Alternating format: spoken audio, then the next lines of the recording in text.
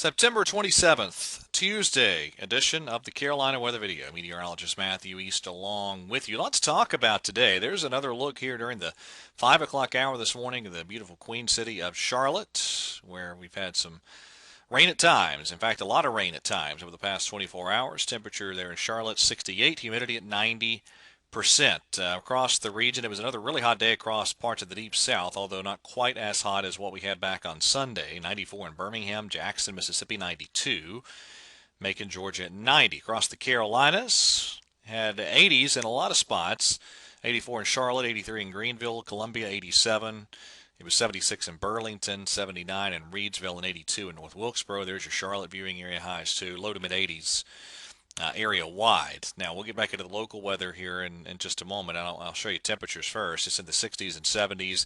Still a very humid setup. These dew point temperatures sky high across the region. Again, more on the local weather coming out. Let me delve into the tropics. We'll spend some time here. And there's a big view across the Atlantic basin. Still watching this tropical wave that's churning across the central Atlantic, and it is continuing to get better organized. That is our next developing tropical system that's going to continue to move generally to the west into the Caribbean Sea. And again, as you take a better inspection of the system, pretty well defined, at least mid-level circulation there. And once it continues to develop and sustain some deeper convection, this will get classified as our next tropical depression or tropical storm.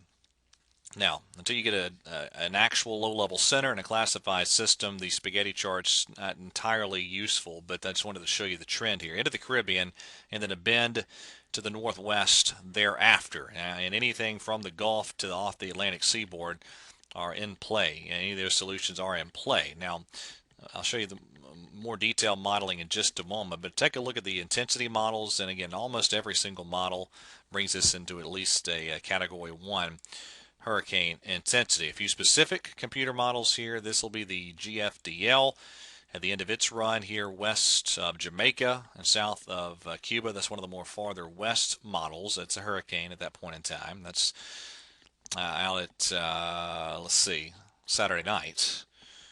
Okay, let's see. Here's a look at the Hurricane Wharf. It's east of Jamaica. This is out at same deal, Saturday night, and it's a hurricane. Now check this out. This is the NavGem model, and then you have a powerful hurricane east of Florida.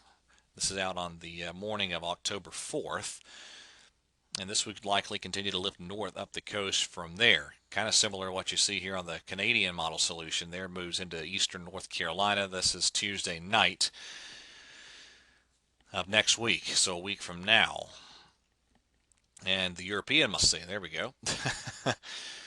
There it is, centered over Cuba, central Cuba, out at Thursday. And so it's one of the more slow computer models with the eventual track of this system. Long term, the GFS, just to show you that. Let's see, where is that chart? Here it is. All right, so there's the GFS longer term on the 0Z run. This is next Tuesday. There it goes, and it actually stays off the coast as it moves up through the coastal waters off North Carolina, and then continues to lift northward from there toward the northeastern United States. And again, I'll say anything from the Gulf of Mexico to an Atlantic coast track is a possibility long term with this. I do think it's going to develop into a pretty significant tropical system, likely a hurricane and maybe even a significant hurricane. The waters in the Caribbean Sea are pretty much untapped of late. So this could become a really significant tropical system down the road. Certainly something that bears watching, and we'll keep you up to date. All right. Continue to see some areas of rain move through the region this morning, and boy, we've had a lot of rain over the past 24 to 48 hours. These are actually 48-hour rain totals. I'll have to change that labeling there, but you see 2, 3+ inches of rain in parts of the Triad viewing area, 3, 4, 5 inches of rain in parts of the Charlotte viewing area over the past couple of days. So a lot of rain. And still some showers ongoing in parts of the region this morning. Another batch of showers moving from the mountains into the foothill areas. And we'll probably see a lull in the activity. Here, let me flip over now to the high resolution modeling. A bit of a lull in the activity through early afternoon. But then here comes, similar to yesterday, another wave of activity through the late afternoon and into the evening hours today. So the progress of this front has basically stalled, or at least really slowed down across the region as this area of low pressure has begun to develop across the region, in the deep south primarily. So I think as we get again toward the late afternoon and into the evening hours, you can see that here on the high resolution modeling. Here comes the next wave of scattered showers and thunderstorms developing right there. There they go. So that's the deal for today. And I still think even tomorrow, much the same. I think as we go through the heating of the day, a pretty good coverage of these scattered showers and thunderstorms for our Wednesday. There's your high temperatures coming up tomorrow afternoon across the region. And then Thursday, still some lingering showers out there due to the close proximity of this area of low pressure. Thursday highs look like that. But let me show you the weekend setup. It looks fantastic.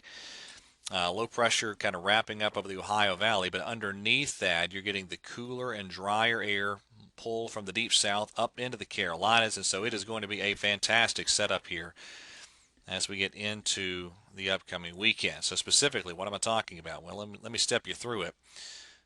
First of all, here is the GFS computer model for today. And again, there's your round of scattered thunderstorms. Again, tomorrow, pretty good coverage of scattered showers and thunderstorms.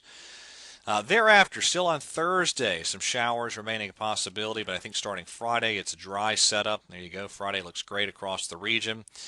And the GFS is much more aggressive than a lot of the other models with bringing the cooler air in here. This is the low temperature map from the GFS model for Friday morning. This is probably too cool, but I do think starting Friday, and if not by Friday, then by Saturday morning, some lows down into the 50s across the region. There's Saturday looking very, very nice. Highs in the 70s over the weekend with plenty of sunshine. There's Sunday. Monday still looks just fine. And then again, as you get into the middle of next week, we'll see what happens with what will be named Matthew. Now, the European model, it's pretty similar now with the idea. This is tomorrow evening, Wednesday evening, pretty good coverage of scattered thunderstorms. Still some showers for Thursday, but then looking very, very nice Friday into the weekend. All right, that is it for the latest edition of the Carolina Weather Video. Thank you for watching. Everybody have a wonderful day, and God bless.